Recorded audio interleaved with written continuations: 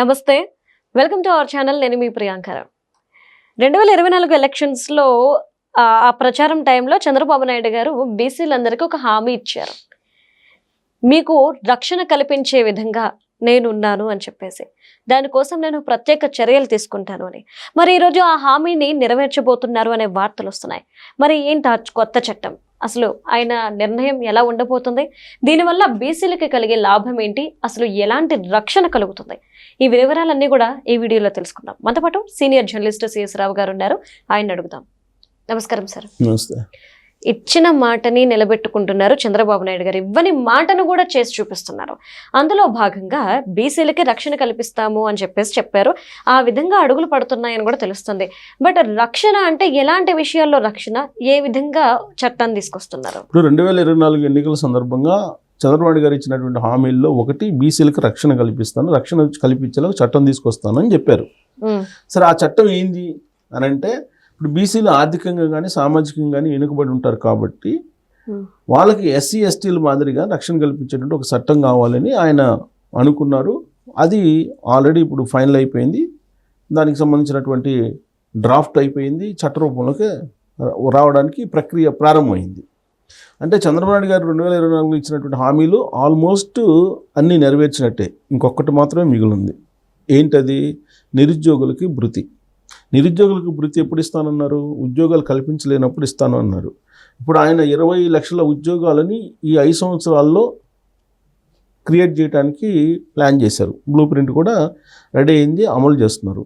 ఇప్పుడు సుమారుగా ఈ 2 సంవత్సరాల నుంచి దాదాపుగా 4.5 లక్షల దాకా ఉద్యోగాలు వచ్చాయి అని చెప్పేసి అఫీషియల్గా ప్రభుత్వం దగ్గర ఉన్నటువంటి లిస్టు. అది ప్రభుత్వ ఉద్యోగాలు కానీ లేదా ప్రైవేటు ఉద్యోగాలు కానీ పెట్టుబడులు వస్తున్నాయి. ఈ పెట్టుబడుల వరవడిని కనుక చూస్తూ ఉంటే రాబోయేటువంటి రోజుల్లో ఏదైతే 20 లక్షల ఉద్యోగాలు ఇస్తానని చెప్పారో ఆ 20 లక్షల ఉద్యోగాలు చూపిస్తున్నారు కాబట్టి ఇంకా నిరుద్యోగ భృతి అనేది ప్రశ్న ఉత్పన్నం కాదు. సో కాబట్టి చంద్రబాబు నాయుడు గారు అన్ని హామీలని ఇచ్చినటువంటి వాటిని నెరవేర్చినట్టే అని చెప్పి ఇప్పుడు ప్రభుత్వం చెప్తుంది.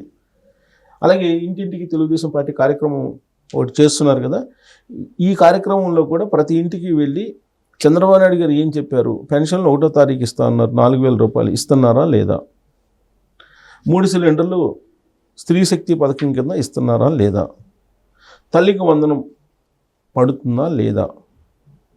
ఇలా అన్నీ ఇచ్చినటువంటి హామీలన్నీ కూడా నెరవేరుస్తున్నారు అని చెప్పి ఇప్పుడు ఇంటింటికి తెలుగుదేశం పార్టీ కార్యక్రమాన్ని పెద్ద ఎత్తున నిర్వహిస్తున్నారు.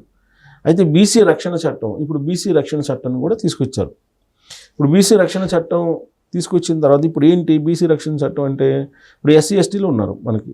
ఎస్సీ ఎస్టీలని వాళ్ళని కనుక ఏదన్నా అగ్రవర్ణాలు ఏదన్నా మాట్లాడి కించపరచడం ఏదన్నా చేస్తే కనుక ఇమీడియట్గా కేసులు పెడుతున్నారు.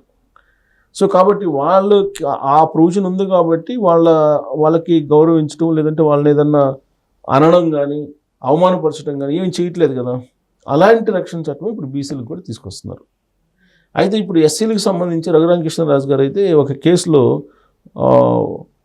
ఒక మంచి పని చేశారు. మంచి పని నేను ఎందుకు అంటున్నానంటే, ఈ ఎస్సీ ఎస్టీ అట్రాసిటీ కేసు ఏదైతే ప్రొవిజన్ ఉందో ఈ ప్రొవిజన్ని చాలామంది దుర్వినియోగం చేశారు. వాస్తవంగా ఉండే కొన్ని చాలామంది దుర్వినియోగం చేశారు. అందుకే సుప్రీంకోర్టు కూడా ఇంతకు ముందులాగా ఎస్సీ ఎస్టీ కేసు పెట్టగానే మీరు తీసుకోవద్దు, ఇన్వెస్టిగేషన్ చేసిన తర్వాతనే నిజాలు పరిశీలించిన తర్వాతనే కేసు ఫైల్ చేయండి అని చెప్తున్నారు. ఈవెన్ గృహహింస చట్టం కూడా అలానే దుర్వినియోగం అవుతుంది. దాని విషయం కూడా సుప్రీంకోర్టు అలానే చెప్పింది. ఇప్పుడు అసలు ఇంకోటి ఏంటంటే, రఘురామకృష్ణరాజు గారు అలాగే బాపట్లో ఉండేటువంటి కొంతమంది వేసినటువంటి కేసుల్లో ఇప్పుడు ఎవరైతే ఎస్సీల కింద కేసులు నమోదు చేస్తున్నారో వాళ్ళు క్రిస్టియన్సా కాదని చూస్తున్నారు. వాళ్ళు క్రిస్టియన్స్ అనుకోండి, సపోజ్ ఈ ఎస్సీ ఎస్టీ కేసుకి విలువ లేదు, ఎస్సీ ఎస్టీ కేసుని కొట్టేయమన్నారు. సుప్రీంకోర్టు చెప్పింది. ఇప్పుడు బాపట్లో ఆ కేసు మీదనే సుప్రీంకోర్టు దాకా వెళ్ళారు.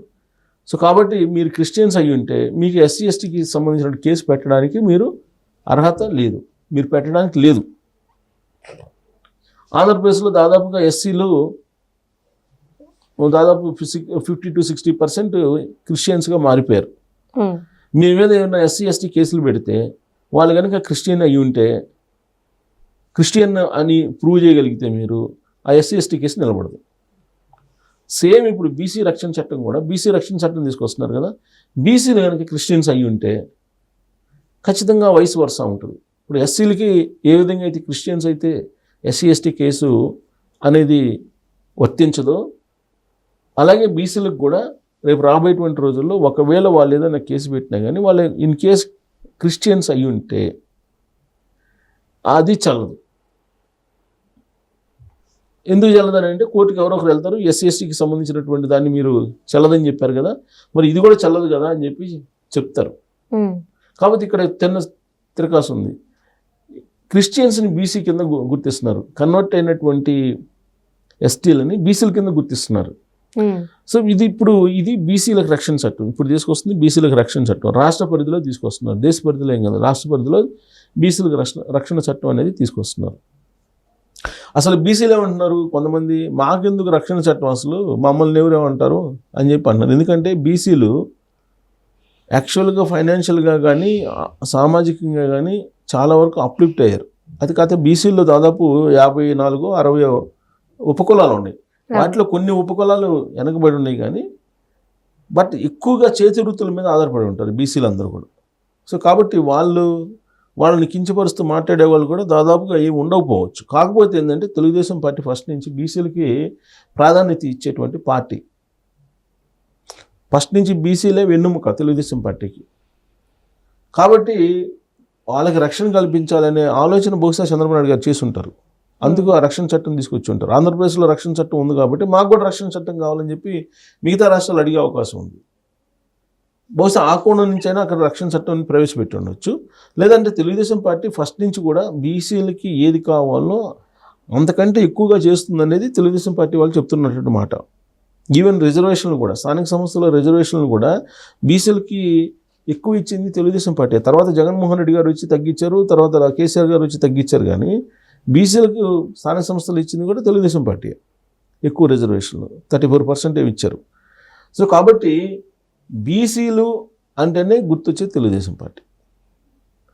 తెలుగుదేశం పార్టీ తప్ప బీసీలకి మిగతా పార్టీలు చెయ్యలేదు అని చెప్పేసి తీర్మానం అన్నీ చెప్తున్నాను, నేను కాదు. ఒక బీసీ నాయకుడిగా అతను బీసీలందరూ కన్సల్టేట్ కావాలి, బీసీలకు రాజ్యాధికారం కావాలి, ఉద్యమించాలని చెప్పి చెప్పేటువంటి నాయకుడు బీసీలకి ఇప్పటివరకు ఏ పార్టీ అయినా చేసిందా సహాయం అని అంటే అది ఒక తెలుగుదేశం పార్టీ అని చెప్పి బల్లగుద్ది చెప్తానని చెప్పి ఆయన చెప్తున్నాడు. అలాగే బీసీలకు చేశారనేది అందరికీ తెలుసు. తెలుగుదేశం పార్టీ బీసీలకు చేశారు అని చెప్పి ప్రతి ఒక్కళ్ళు ఒప్పుకొని తీరాల్సిందే. Even TRS founder, one of the founder Prakash గారు వచ్చారు. ఆయన నా ఇంటర్వ్యూలో చెప్పారు, తెలంగాణలో తెలుగుదేశం పార్టీకి బీసీ ఓట్ బ్యాంక్ ఉంది, ఇవాళకి కూడా నాయకులు లేకపోయినా ఓట్ బ్యాంక్ ఉంది అని చెప్పి చెప్పాడు ఆయన. అంటే బీసీలకి తెలుగుదేశం పార్టీకి విడదీరనేటువంటి సంబంధం ఉంది. వెన్నుపూస లాంటి వాళ్ళు బీసీలు తెలుగుదేశం పార్టీకి. ఎప్పుడైతే బీసీలు పార్టీ నుంచి కొంచెం సడలి వెళ్ళిపోతారో అప్పుడు పార్టీ అధికారంలోకి రాదు. తెలుసు తెలుగుదేశం పార్టీ నాయకుడు చంద్రబాబు నాయుడు గారికి. అందుకే వాళ్ళకి రక్షణ చట్టం తీసుకొస్తున్నారు. ఈవెన్ వాళ్ళ నుంచి డిమాండ్ లేకపోయినప్పటికీ మాకు రక్షణ కావాలి, రక్షణ చట్టం తీసుకురండి అని చెప్పి వాళ్ళ నుంచి డిమాండ్ లేదు మీరు అబ్జర్వ్ చేస్తే. కానీ చంద్రబాబు నాయుడు గారు ఇనిషియేటివ్గా తీసుకున్న రక్షణ చట్టాన్ని నేను 2024లో ఎన్నికల్లో హామీ ఇచ్చాను కాబట్టి తీసుకొస్తున్నానని చెప్పి తీసుకొస్తున్నారు. ఇది బీసీల పట్ల తెలుగుదేశం పార్టీకి ఉన్నటువంటి క్రెడిబిలిటీకి ఒక ఉదాహరణగా చెప్పుకోవచ్చు. Right, thank you so much sir.